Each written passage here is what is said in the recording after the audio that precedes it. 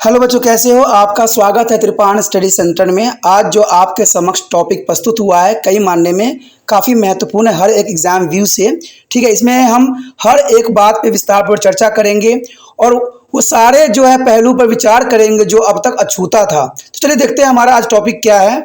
यहाँ पर जो हम कर रहे हैं ये अववार साम्राज्य क्लास 11th हिस्ट्री इतिहास का काफ़ी महत्वपूर्ण है।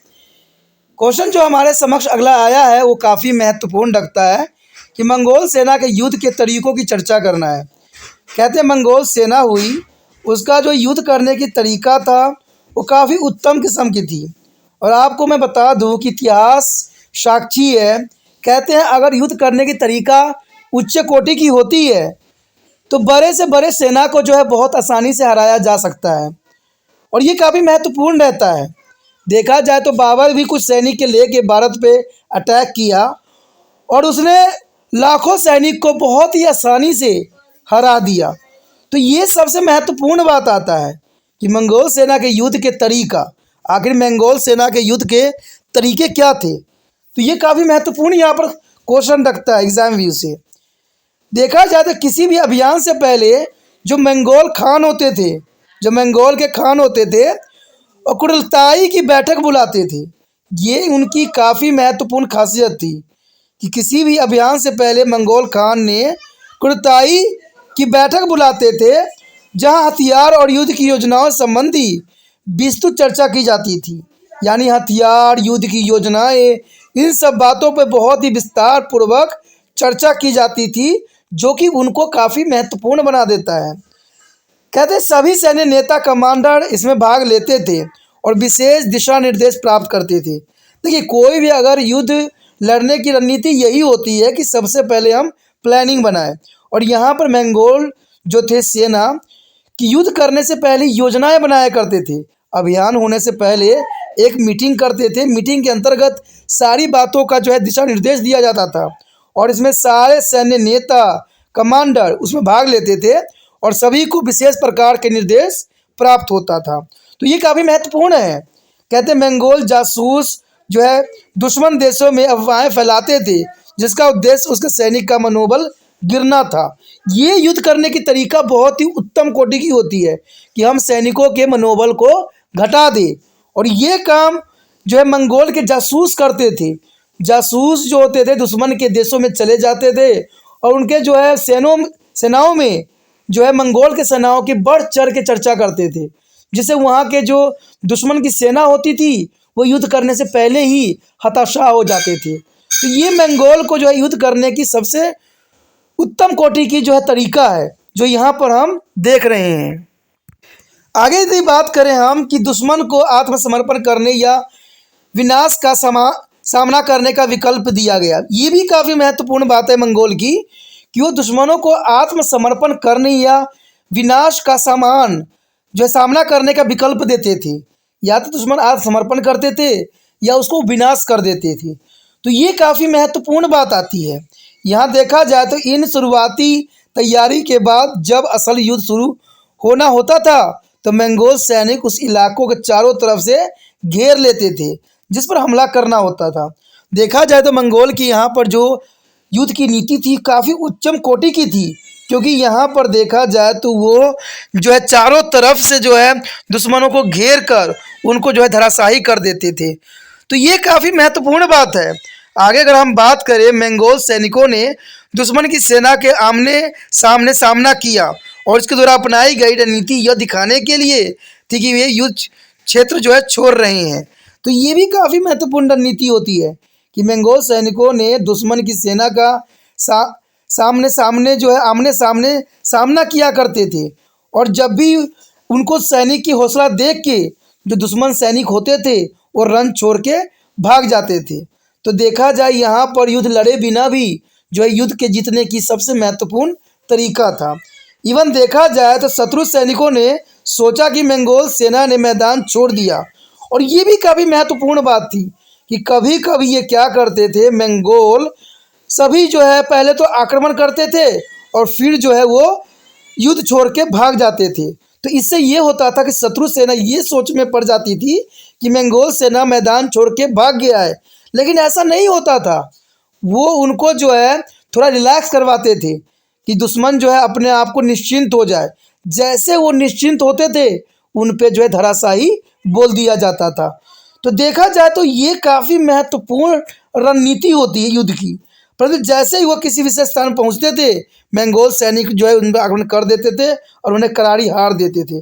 जैसे कि मैंने बताया आपको कि ये नीति काफ़ी महत्वपूर्ण रहता है कि आप ये करो, पहले युद्ध बहुत जोश से लड़ो और युद्ध लड़ते लड़ते क्या करो, अपने आप को पीछे हटा लो। पीछे हटने से ये होता है कि दुश्मनों को ये लगता है कि वो बंदा जो है हार गया है या रन छोड़ के भाग गया है। जब वो रिलैक्स हो जाते हैं, जब वो हथियार को त्याग देते हैं, फिर मंगोल सेना जो होता था उन पे अटैक करके उनको जो है धराशायी कर देता था और इस आक्रमण को वो सह नहीं पाते थे और वहीं पे जो है वो सेना हार जाती थी। तो इस प्रकार मंगोल जो है अपनी युद्ध नीतियों का जो है यहाँ पर अनुसरण करते थे, जो कि काफ़ी महत्वपूर्ण है। कहते हैं इतिहास में ऐसी रणनीति शायद ही हमें कहीं देखने को मिला हो, लेकिन ये रणनीति उच्च कोटि की थी, क्योंकि यहाँ पर कम सेनाओं के रहते हुए भी कोई बड़ा से बड़ा युद्धों को जो है बहुत आसानी से जीता जा सकता है। तो ये बात काफ़ी महत्व रखता है यहाँ पर मंगोल की जो है युद्ध नीतियों के अंतर्गत। हमारा अगला क्वेश्चन काफ़ी महत्वपूर्ण आया है। कहते हैं लुईस प्रणाली के बारे में आप क्या जानते हैं? यूलिस प्रणाली के बारे में आप क्या जानते हैं? काफ़ी महत्वपूर्ण है। देखा जाए तो यूलिस प्रणाली काफ़ी महत्वपूर्ण थी। कहते हैं जो टैक्स की सिस्टम है हर समय काल में काफ़ी महत्वपूर्ण रहा है। तो यहाँ पर चंगेज़ खान के समय में भी काफ़ी महत्वपूर्ण था कि टैक्सेस जो होता है कोई भी साम्राज्य के लिए महत्वपूर्ण होता है। तो यहाँ पर देखा जाए तो यहाँ टैक्सेस के अंतर्गत यूलिस जो प्रणाली है काफ़ी महत्वपूर्ण है। आखिर यूलिस प्रणाली में किन बातों को तरफ जो है महत्व दिया जाता है, तो ये काफ़ी और महत्वपूर्ण हो जाएगा। कहते हैं यूलिस प्रणाली की स्थापना चंगेज़ खान ने की थी, यानी इसका जो है एस्टेब्लिशन चंगेज़ खान के द्वारा किया गया था। और इस प्रणाली के अनुसार खान नई जीत गई भूमि का प्रशासन अपने 4 बेटों में बांट दिया, यानी जो इसने जीता था भूमि उसको अपने 4 बेटों में बांट दिया। कहते हैं उनके बेटे जो थे जोची, चटघटाई, ओगोडाई और जेलूस को हंसाइश कर देना काफ़ी महत्वपूर्ण था। यानी चंगेज़ खान ने जो साम्राज्य जीता था वो अपने 4 बेटों में जो है विभक्त कर दिया। उनके सबसे बड़े बेटे जोची को रूसी टेरस का क्षेत्र दिया गया था और चटगाई को जो है टेनिस्कियान स्टेप और पामीर हिल्स के उत्तर के क्षेत्र का प्रभाव दिया गया था। यानी सभी बेटों में सामान्य भागों में जो है इसको बांटा गया, जो काफ़ी महत्वपूर्ण था। और यह खान की ओर से एक संकेत था जिसका तीसरा बेटा गोदोई खान के रूप में उसका उत्तराधिकारी होगा। यानी यहाँ पर चंगेज़ खान ने काफ़ी महत्वपूर्ण बात की तरफ संकेत किया कि उसका तीसरा बेटा जो होगा जो गोदाई वो उसका जो है साम्राज्य का उत्तराधिकारी होगा।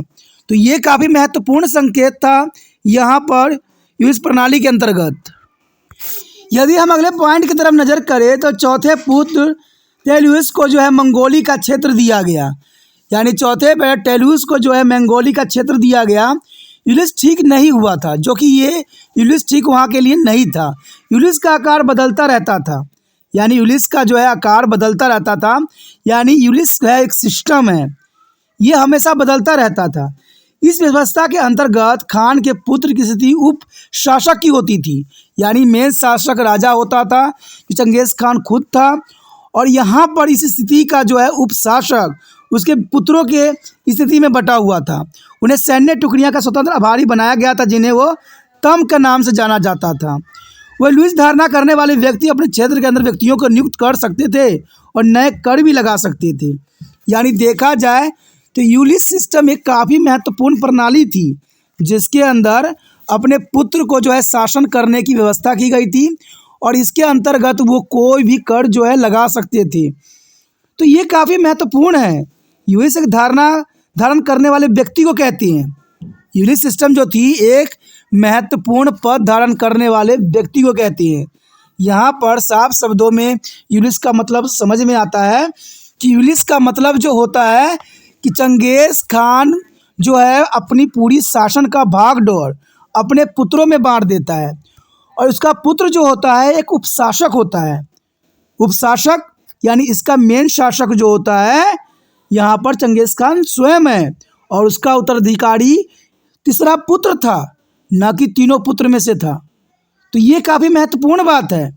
आयुलिस प्रणाली के अंतर्गत कहते हैं उस व्यक्ति को जो उस क्षेत्र का प्रभावी बनाया गया है उसको कर लगाने की पूरी छूट होती थी और सरकार का खजाना जनरली देखा जाए तो कर से ही भरता है। हमारे समक्ष देखा जाए तो जो कि 11th कक्षा के लिए हिस्ट्री के जो क्वेश्चन आया है काफ़ी महत्वपूर्ण है और ये अगला क्वेश्चन जो है और भी महत्व रखता है। यहाँ क्वेश्चन साफ है कि रतालू पर आपने एक संक्षिप्त नोट लिखना है। ये हिंदी है लेकिन अगर हम इंग्लिश में देखें तो इसे यम कहती हैं। आखिर रतालू यम जो है वो किन चीज़ों के लिए महत्वपूर्ण थी, तो ये काफ़ी महत्वपूर्ण क्वेश्चन है कि रतालू पर एक संक्षिप्त नोट लिखना है। रतालू होती क्या थी, चंगेज़ खान ने इसको किस प्रकार स्टेबलेट किया, चंगेज़ खान ने इसको क्यों बनाया, बहुत से मन में क्वेश्चन है। लेकिन सबसे प्रथम बात तो ये है कि आपको ये समझना होगा कि रतालू या यम क्या होता है। तो मैं एक साफ शब्दों में बता दूं कि यम जो है एक ऐसे सैन्य चौकी को कहती हैं, जानी सैन्य चौकी जहां पर सैनिक को जो है रहने के लिए बनाई गई थी, जो सुरक्षा के मुहैया को देख के बनाया गया था, जिसे चंगेज़ खान ने स्थापित किया था। यानी देखा जाए तो यम का जो एक चौकी थी जिसको चंगेज़ खान ने बनाई थी, तो जो कि काफ़ी महत्वपूर्ण है। मंगोल साम्राज्य के दौरान ऐसी जो है पोस्ट 25 मील की दूरी पे बनाई जाती थी। यानी देखा जाए तो 25 माइल की दूरी पे बनाना ये इसलिए बनाई गई थी क्योंकि वहाँ पर संरक्षित किया जा सके। तो ये काफ़ी महत्वपूर्ण था। चंगेज़ खान ने यहाँ पर इंटेलिजेंसी की बात दिखाई कि कहते हैं 25 किलोमीटर दूरी पर जो है एक सैन्य चौकी बनाया, जो कि यात्रियों को सुरक्षा करना काफ़ी महत्वपूर्ण दायित्व रहता है।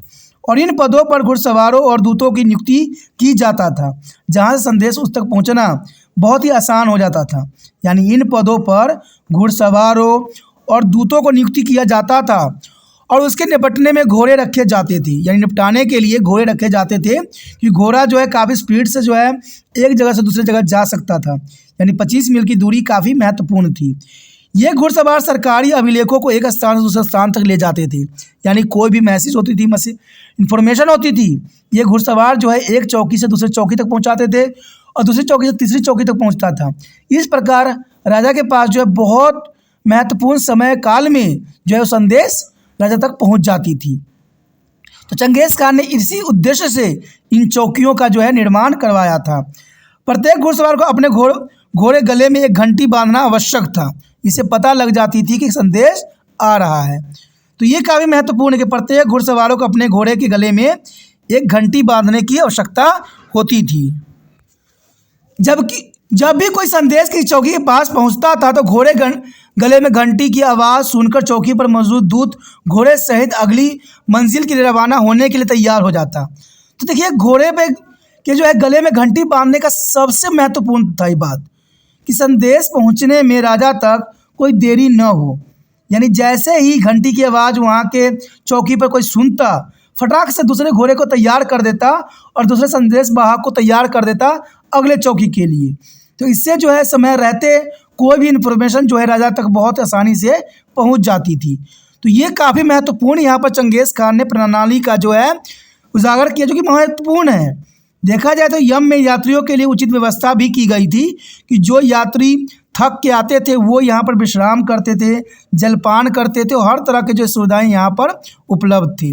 उनके प्रवास को सुरक्षित और आरामदायक बनाने के उद्देश्य से यात्रियों को जो है अधिक पास जारी किए गए थे, जिन्हें फैज़ा के नाम से भी जाना जाता था। यानी वहाँ पर वही व्यक्ति इन सारी सुख सुविधाओं का आराम ले सकते थे जो कि फौजा बनवा रखे हो। फौजा का मतलब होता है एक तरह का पास, यानी पास जो है बनवाना ज़रूरी होता था इन चौकियों पर रहने के लिए, वहाँ पर अपना समय व्यतीत करने के लिए और सारे फैसिलिटी को जो है यूज़ करने के लिए। तो ये काफ़ी महत्वपूर्ण यहाँ पर बात रहती है। ये पास 3 प्रकार के होते थे। यानी जो ये पास बनाए जाते थे, फौजा बनाए जाते थे, वो 3 प्रकार के होते थे। एक सोना, एक चांदी और एक लोहे। यानी ये 3 पास होते थे, सोना, चांदी और लोहे। यात्रियों के इन पासों यानी फौजों को अपने माथे पर बांधना पड़ता था। यानी जो यात्री होते थे ये फौजा को जो है यानी पास को अपने सर पे बांधने की ज़रूरत पड़ती थी और इस पासे के अनुसार यात्री को हर समय यम पर सुविधाएं प्रदान की जाती थी। यानी जिसके पास ये पास रहता उसी प्रकार की जो है उसको सेवा दी जाती और ये संस्था मंगोल प्रशासन के लिए बहुत सफल साबित हुई। यानी यहाँ पर देखा जाए तो पास का मतलब तो पास होता है, लेकिन जो सोना है, चांदी है, लोहा है, इन पासों का भी अपना एक महत्व होता था। सोने का पास होती थी उनके पास जो बहुत रईस होते थे, जो बड़े घराने से होते संबंध होते थे। चांदी होते थे मिडिल क्लास के लोग जो कुछ हद तक अमीर थे और लोहे का जो होता था गरीब वर्गों के लिए होती थी। तो इससे ये बात साबित होती है कि उस समय इन पासों के अंतर्गत उनको उसी प्रकार की जो है सेवा प्रदान की जाती थी। तो ये काफ़ी महत्व रखता है। तो यह समझ में आ गया होगा आपको कि यम क्या है। तो ये काफ़ी महत्वपूर्ण क्वेश्चन एग्जाम व्यू से रहता है। तो यहाँ क्वेश्चन जो हमारा अगला आया है काफ़ी महत्वपूर्ण है। तो अगला क्वेश्चन जो है मंगोल की धार्मिक मान्यताओं का वर्णन। जो मंगोल थे उन्होंने धार्मिक उनकी क्या मान्यता थी, ये काफ़ी महत्वपूर्ण क्वेश्चन रखता है क्योंकि धार्मिक बातें भी जानना हमारे लिए ज़रूरी है। मंगोल की अपनी धार्मिक विशेषता थी और वो अपनी धार्मिक विशेषताओं के कारण जाने भी जाते हैं। कहते हैं मंगोल की धार्मिक जो है मान्यताएं काफ़ी महत्वपूर्ण यहाँ बनती है। मंगोलों की धर्म में गहरी आस्था थी। मंगोल की जो है धर्म में बहुत गहरी आस्था थी। वो धर्म को बहुत ही उच्च समझते थे। वे मुख्यतः देवता जो है तेंगजी यानी सूर्य देवता की पूजा किया करते थे। यानी मुख्य देवता जो उनको होते थे तेंगजी होते थे, जो कि सूर्य देवता के वो कहते हैं और उन्हें सर्वशक्तिमान समझते थे। देखा जाए तो मंगोल जो होते थे सूर्य को ही जो है सर्वशक्तिमान मानते थे और उन्हीं की पूजा किया करते थे। वो उनकी महत्वपूर्ण विशेषता थी। अपने देवता को जो है प्रसन्न करने के लिए वो पशुओं की बलि भी दिया करते थे। ये काफ़ी महत्वपूर्ण बात है कि मंगोल में पशु बलि भी थी कि वो अपने देवता को प्रसन्न करने के लिए पशुओं को बलि भी दिया करते थे। देखा जाए तो वह मंगोल के लोग समा नामक पवित्र धार्मिक व्यक्ति के प्रति विशेष सम्मान दिखाते थे। जैसे पुजारी होता है, जैसे आपको पता है कि ये ऊंचे लोग जो होते हैं काफ़ी महत्वपूर्ण होते हैं धार्मिक लोग। और लोग उसी तरह से जो है मंगोलाई जो लोग थे, समाज थी, वो समा नामक व्यक्ति जो है पवित्र धार्मिक व्यक्ति के रूप में प्रचलित था, उसको बहुत ही सम्मान और इज्जत दिया करते थे। यानी उसका स्थान प्रमुख होता था, ब्राह्मणों की जैसा होता था। इवन ब्राह्मण ही जैसे समझ सकते हो, जिसको उस समय समा के नाम से जाना जाता था। और ये व्यक्ति एक धार्मिक व्यक्ति होता था जिसको बहुत ही प्रतिष्ठा और सम्मान की भावनाएं से देखा जाता था। चंगेज खान का मानना था कि नियति ने राजाओं के लिए राज्य सत्ता निर्धारित की है। चंगेज खान का मानना था कि नीति ने जो है राजाओं के लिए राज्य सत्ता निर्धारित की है। यानी चंगेज खान यहाँ नीतियों को मानता था, किस्मतों को मानता था कि राजाओं के लिए सत्ता जो है किस्मत के रिगार्डिंग मिलती है। देखा जाए तो इन्हीं कारणों से मंगोल के लिए ही एक धार्मिक दायित्व है कि वो अधिक से अधिक क्षेत्रों को अपनी प्रत्यक्ष अधीनता में लाए। इसलिए यहाँ पर चंगेज खान ने जो है कई क्षेत्रों को विजय करने में अपना महत्वपूर्ण योगदान दिया, क्योंकि उसने ये बात समझ लिया था कि किस्मत से जो है राजाओं को साम्राज्य मिलता है और राजाओं का कार्य होना चाहिए कि हर क्षेत्र जो है उसके राज्य में सम्मिलित हो।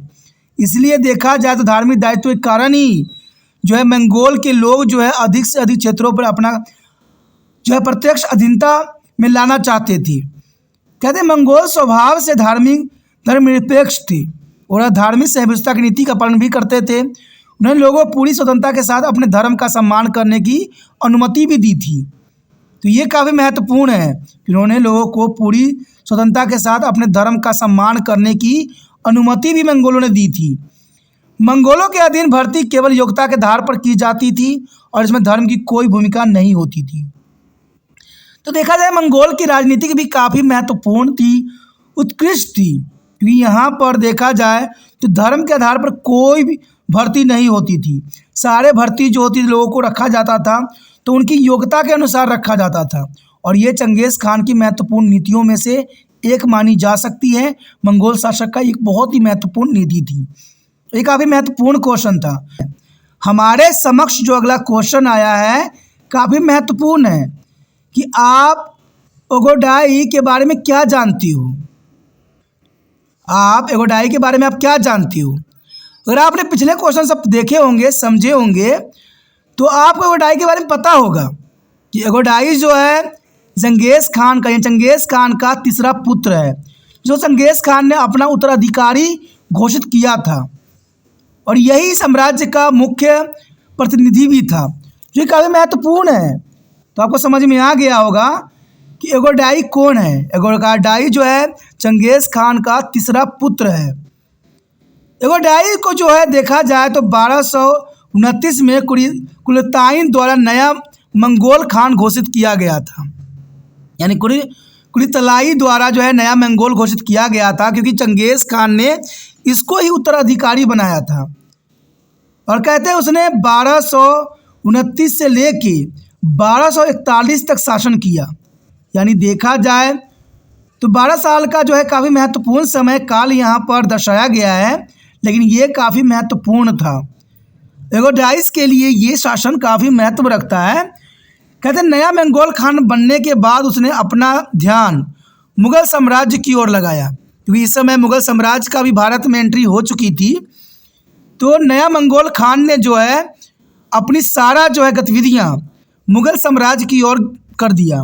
सत्ता में आने के समय उत्तरी चीन में मंगोल की स्थिति अधिक स्थिर नहीं थी, क्योंकि देखा जाए जब एगोडाई सत्ता में आया था तो उस समय उत्तरी चीन में जो है मंगोल की स्थिति चिंताजनक थी, बहुत ही जो है अस्थिर थी। उत्तरी चीन पर अपना नियंत्रण स्थापित करने के लिए उसने दक्षिण चीन के सुंग शासक के साथ गठबंधन भी किया। ये एगोडाइस की काफ़ी महत्वपूर्ण नीति थी कि उत्तरी चीन पर अपना नियंत्रण स्थापित करने के लिए उसने दक्षिणी चीन के सुंग शासक के साथ गठबंधन स्थापित किया। 1234 में उसने उत्तरी चीन के क्षेत्र पर भी कब्जा करने में सफलता हासिल कर लिया था, जो काफ़ी महत्वपूर्ण था। देखा जाए तो 1231 में उन्होंने चंगेज़ खान के समय ईरान के शासक जलालुद्दीन को भी करारी शिकस्त दी थी, जो भागकर भारत आ गया था। यानी देखा जाए तो यहाँ पर काफ़ी महत्वपूर्ण बात है कि एगोडाई ने जो है अपने फादर चंगेज़ खान के समय के दौरान जलालुद्दीन को भी करारी शिकस्त दी थी, जो भागकर भारत आ गया था। एगोडाई ने न केवल मंगोल साम्राज्य के विस्तार करने में मदद की, बल्कि आर्थिक स्थिति को भी मजबूत करने के उद्देश्य से मजबूत करने में अपना महत्वपूर्ण भूमिका निभाई। उन्होंने करों को भी नियमित किया और व्यापार को भी प्रोत्साहित किया। यानी देखा जाए तो एगोडाई ने काफ़ी महत्वपूर्ण यहाँ भूमिका अदा की। उसने व्यापार को तो प्रोत्साहित किया ही किया, प्लस अपने साम्राज्य को भी आगे बढ़ाने में अपना महत्वपूर्ण योगदान दिया। उसने अपने सभी नागरिकों को न्याय देने के लिए साम्राज्य में अदालतों की एक श्रृंखला स्थापित की, यानी सबको न्याय मिले, इसने हर संभव जो है कोशिश किया। बात करें अगर शिक्षा की, तो देखा जाए तो एगोडाई ने शिक्षा का प्रसार काफ़ी महत्वपूर्ण किया। शिक्षा को बढ़ावा देने के लिए उन्होंने स्कूल भी खोले, जो कि काफ़ी महत्वपूर्ण था। उन्होंने कई नागरिक सुधार भी किए और यम प्रणाली का और विस्तार किया। यानी देखा जाए जो यम प्रणाली चंगेज़ खान ने किया था, चंगेज़ खान के समय में जो यम प्रथा चलाई गई थी, जिसमें 25 किलोमीटर के दायरे में एक सैन्य संगठन बनाना था, जहां पर संदेश वाहकों को आराम दी जाती थी, यात्रियों को आराम दी जाती थी। और ये प्रक्रिया आगे चल के जो है एगोडाई ने भी जो है काफ़ी महत्वपूर्ण योगदान दिया। तो ये काफ़ी महत्व रखता है। तो इसी के साथ हमारा ये टॉपिक ख़त्म हो जाता है। ये काफ़ी महत्वपूर्ण था। अगर आपको समझ में आया, अच्छा लगा और मन से तिरपान से मदद करने की विश्वास रखते हो, तो जितना हो सके इस वीडियो को शेयर करने की भावना आप में बरकरार रहना चाहिए। और शेयर करने के लिए कुछ नहीं करना है, यूट्यूब से लिंक को कॉपी करना है और व्हाट्सएप एड्रेस पर लगा देना है। पहली बार मेरे चैनल पे आए हो, पहली बार वीडियो देख रहे हो, अच्छा लग रहा है, समझ आ रहा है, तो जानना सी बात है दोस्तों, चलो सब्सक्राइब कर लीजिए। सब्सक्राइब कीजिएगा, तभी जो है आने वाला वीडियो का नोटिफिकेशन मिल पाएगा। सब्सक्राइब नहीं कीजिएगा तो नोटिफिकेशन नहीं मिलेगा। और आपको तो पता ही होगा कि तिरपान स्टडी सेंटर 8th क्लास से लेकर MA तक के बच्चों के लिए काफ़ी महत्वपूर्ण प्लेटफॉर्म देता है। यहाँ पर हर तरह के वीडियो आपके लिए उपलब्ध होता है। तो सोचिए नहीं, विचार ना कीजिए, अभी तिरपान सेंटर को जो है सब्सक्राइब करके अपने मोबाइल में सेव कीजिए।